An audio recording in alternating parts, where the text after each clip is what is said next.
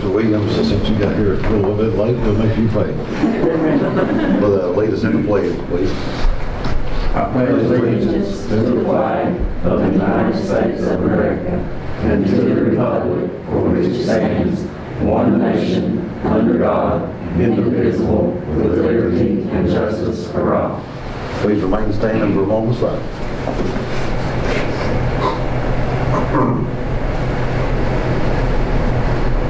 Thank you. You may be seated.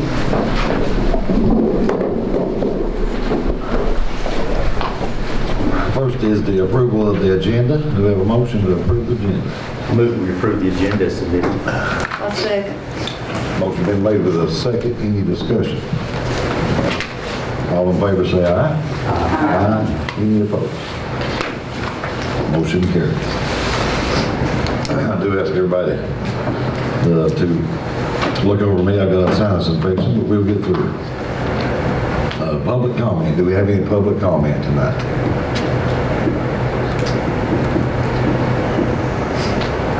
Seeing none, we'll move on to board comments. Do we have any board comments?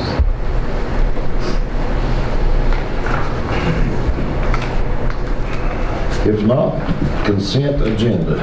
Do we have a motion to approve the consent agenda? Mr. Chairman, if I may, please look over item E and G. E is from the Head Start. They sent out a message and information that Head Start is a federal program.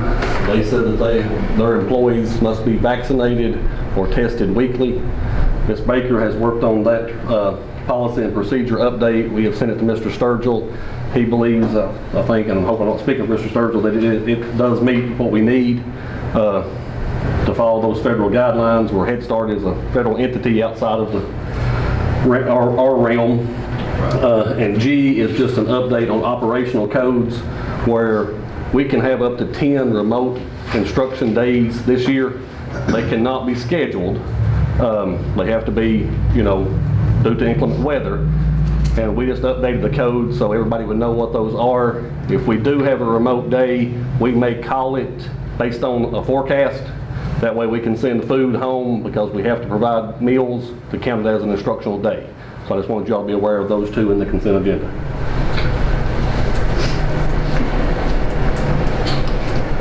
I move to approve the consent agenda. Motion been made to approve. Do we have a second? Second. Any more discussion? All in favor say aye. Aye. Any opposed? Motion carries. Do we have any reports of the board? If not, we'll move to reports of the business superintendent, Mr. Dane. Mr. Chairman, members of the board, Kingsport News drawing cards, those are in your packet. This month we have drawing cards from Dryden, Elk Knob, Flatwoods, and Jonesville Middle. Kingsport Times News Ride-On program, we have entries from Elydale, Pennington, and Jonesville, all three middle schools tonight, so I encourage you to look at those. Our enrollment this month is at 2,800, which is up 2 from last month. And you have a copy of the operations and transportation update. If you have any questions on those, I'd be glad to answer those. I'd also make note that I think in your packet you have an invitation to the chorus concert that's coming up. If you can attend, I'm sure Ms. Belcher would appreciate that. And I put a copy of a letter that the VSBA sent out. They're withdrawing their membership from the National School Board Association. I think part of it is based on the federal guidance that came down about investigating school boards and various things like that, and they have withdrawn or going to withdraw from the National School Board Association, so I'll put that letter in there for you all as well. So if you have any questions on those, I'll be glad to try to answer them. Elaborate just a little bit on the VSBA.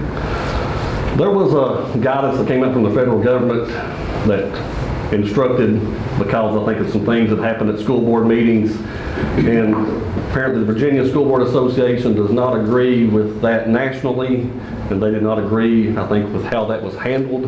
And they also said that's not the only reason, but apparently the two entities are not aligning, and they said they would just withdraw from the National Association since they're not agreeing apparently on things.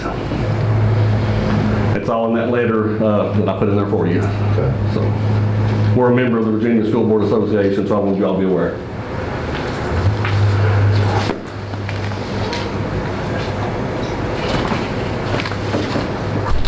That's all for my reports, Mr. Chairman. Okay, we'll move on to unfinished business. Do we have any unfinished business? If not, we'll move to action and discussion items. Action, if any, to approve school board meeting dates for fiscal year 23, budget development process. Mr. Chairman, as we start the budget process, we'll need to have some meetings. We looked at what we did last year. We scheduled 2 before the next 2 school board meetings in February and March, and 1 outside of those 2 meetings, and then the public hearing on March the 29th. We're supposed to have our budget to the Board of Supervisors by March the 31st. We just put the same times you had last year, so that's our recommendation, to have those meetings and prepare for the budget.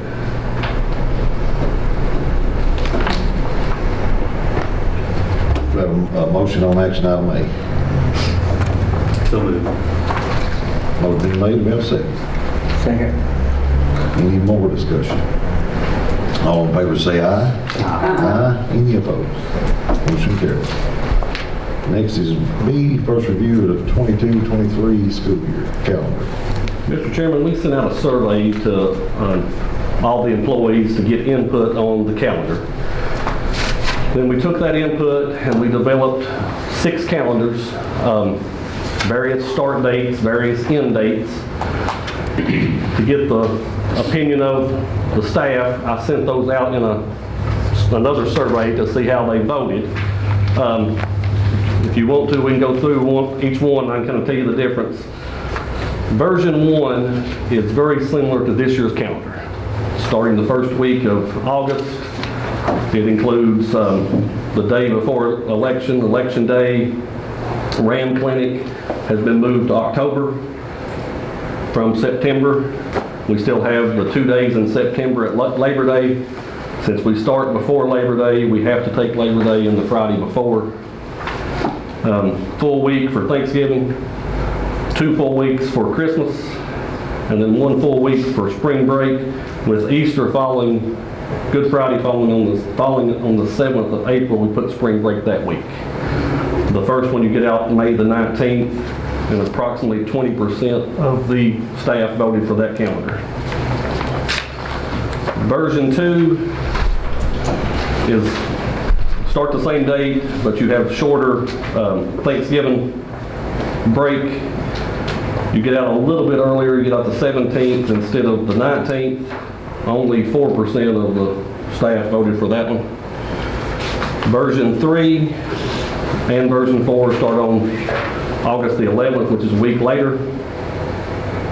Version 3 has the same big extended holidays that version 1 has, full week at Thanksgiving, 2 full weeks at December, but to get it in, the first semester actually doesn't end until after Christmas. 38% of the staff voted for that one. Version 4 starts August the 11th, but has a shorter Thanksgiving break and a little bit shorter Christmas break, but it does end the first semester before Christmas. 22% of the staff voted for that one. I will tell you that I called the administrators of all schools, and version 4 was the most popular one with the administrators. All of the high school principals said they thought that was the best calendar. All of the middle school principals thought that was the best calendar, and the majority of the elementary principals thought that was the best calendar. 5 and 6 start August the 18th. You can look over those. 10% picked version 5 and 6% picked version 6. I'm not asking for a vote tonight. I just wanted to make you all aware of what was going on and share that information with you. So with version 3, which was the most popular, Version 3 was the most popular, but the semester's not going to end until after Christmas break? correct. Is that not a problem? That's what I have a concern with. That's what the principal said they had a concern with, because you can extend SOL testing to that day. But they said when they come back from Christmas, you'll have to spend time reviewing them. To the ladies here, or your teachers, anytime we have a break, you have to go back and kind of review people. They don't think there's enough time in that calendar, because you'll either test prior to Christmas and then you'll have dead time after it, or you'll try to either rush and review and try to do an SOL test real quick. That's why the administrators said they thought version 4 was better for the students. But you're saying we can do the SOLs before Christmas break? Yes, we can. You can do, SOL window actually starts in November and continues to February. We just have to pick a 4-week window that we'll do the SOLs. It can be split over Christmas, but administrators and myself, we don't know how that will work. We're a little leery of it. And I know it's never been done. I think that scares some people, but I think if you did a longer after Christmas, and that might work, but there's just some fear of it not working and it hurting our SOL scores. And the high schools do half of their SOL scores the first semester. So I just wanted y'all to be aware. Y'all, I'm not asking for a vote tonight. I wanted you to have the information to look at, and we'll ask for a vote next month. Moving on to C, review the approved calendar for 2021-22 school year. As you all know, we adjusted this year's calendar in October, added some half days. The staff really likes those half days. The majority of them would like for them to continue in the second semester. I would like to wait. I think we will probably miss some for snow. And I would really hate to build in a bunch of half-a-days and us miss for snow and have half-days built into the calendar. If we go January and February and we have an uptick in COVID cases, if we don't miss any for snow, then we can do like we did this one, add a few half-days a little later to give people breaks. So I just wanted you all to look at that and know where we're standing. I'm not asking for a change right now. I just wanted you all to look at it. Because I think we need to wait and see how the weather progresses, because we're in that period of time that we usually have missed days. How was the absenteeism on Wednesdays? And I told you I wanted to try Wednesdays. It was no better on Wednesdays than it was on Friday. And I'll admit, when I make a mistake, it didn't make a difference. And everybody said that if we do half days, let's do them on Friday, because it's not making a difference whether it's Wednesday or Friday. I think it's a good idea if we do. So, I thought it might work, it didn't. I didn't hear anybody complain about them. They said it really helped them, and but I would like to wait and let's see what we do with the weather-wise. You said we're gonna stop it at the end of this year and then start it? Well, let's not. Start back in January, maybe. Well, let's look at it in January or maybe February and see how the weather's going and see if we need to add them. That's my recommendation.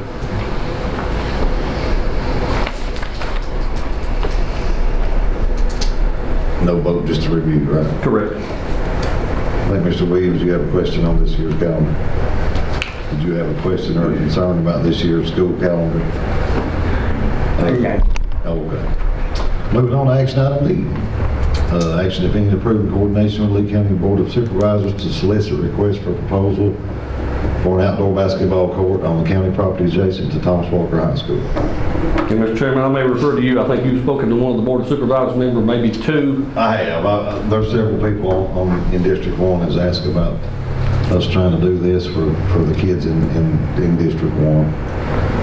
There used to be an outdoor basketball court at Rose Hill Elementary. I think it got turned into a parking lot with a double wide sitting in the middle of it. There is nothing on that end of the county for a kid to be able to do outside much. The pool's been closed for a couple of years. Hope it gets to be reopened this spring. I did talk to my district board of supervisors. He's on board with this, trying to get this done. He took it to the board of supervisors. They all agreed we can do this, and would love to be able to make an addition down there for the kids in District 1. I'd ask for the board's support to do so. Mr. Chairman, the way we worded that, we would work with the Board of Supervisors to solicit proposals to get an idea on the cost of it. Sure. If it was the will of the board, we would look at using COVID or ESSER money. We would need to know how much it costs first. Right. And so with the board of supervisors. Yes. And I know last month we talked about the tennis courts at Thomas Walker. We don't have a estimate yet or even a ballpark. The gentleman we talked to that we were going to get this to come by and look at it, I think had some issues with COVID. He said he just hadn't got up here yet. We asked him to give us, just on the phone, a ballpark. He said if you just resurfaced it, maybe around $35,000. He said if it needs any work, and he said we've seen some pictures, and he said it may not be as extensive as the repairs at Lehigh, but if it needs to be any work done and any leveling done and you had to tear it up, he said probably between $150,000 and $200,000. We'll know more when he actually shows up on grounds. So just want to make you aware of that. Right.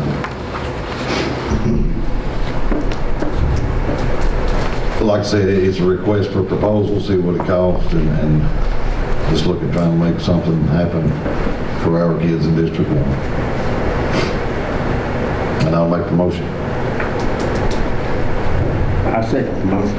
I think it'd be a good thing. I mean, it'd show the county and the school board working together, trying to do something for our kids. Our kids need stuff to do. You know, the world's out there trying to drag them every which way. And I know from growing up, a lot of schools don't have basketball goals and stuff like they did when we was growing up. You know, we'd go to Pennington Elementary where the bank is now, you know, on Saturday evenings, take to school a lot of times and play ball and stuff. And I just think it'd be a good thing myself. Our kids need somewhere to go where they can kind of work together and play together.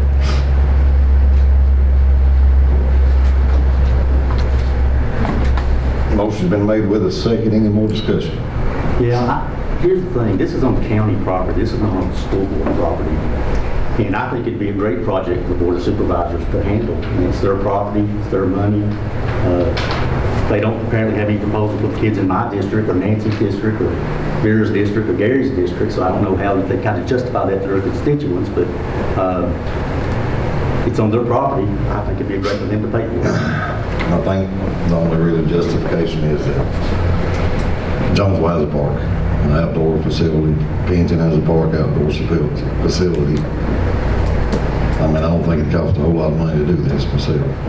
But Jonesville and Pennington pay for their parks, Right, and yes, the county should pay for their property. And didn't they pay for the swimming pool, the board of supervisors? Yeah. It's their land. All of it is there. Yeah. So, They did. yes, the board of supervisors keeps up the poll, pays the employees, but the rest of the side of the road, we take care of it, do we not? Yes. We maintain the ball fields because we use them for the Thomas Walker Right. students. I have no problem with that. Right. We should take care of those because that's what we use, but this other thing is... So we've basically got $12 million in ESSER money after we've got everything earmarked for what we've got. ESSER 3, there's about $12 million in that, yes. I don't think a basketball court is going to hurt anybody. That's my opinion. But the board of supervisors have a bunch of money also, the ESSER funds? 4.2 million, I believe. I don't know the exact number, but I believe it is around $3 or $4 million. Well, I understand they're needing to find something to spend their money on, and so, Seems like it might need to go that way. right. I mean, I think all of you are familiar, when you turn up the road there, everything to the left is county property. That would be the baseball field, the softball field. Recently, we had a cave come in the softball field. The school board paid to fix it. Yes. Obviously, we use it. We pay the electric bill. We pay all the plumbing bills there. We pay janitors to take care of everything. We just don't pay the school employees. That's the hub of District 1, that whole area right there. Everything but the pool, we take care of. And if I can help and vote to make it better, I'm gonna do so. That's all I want to do. It's not a poll. You got this, I got that. I just want to make it better. And as far as spending money off school grounds, we bought a house right over here that we don't do nothing with. $50,000, 40 to 50. It's got boxes in it, and we store stuff in it. Don't use it for nothing. Who did that? At the board?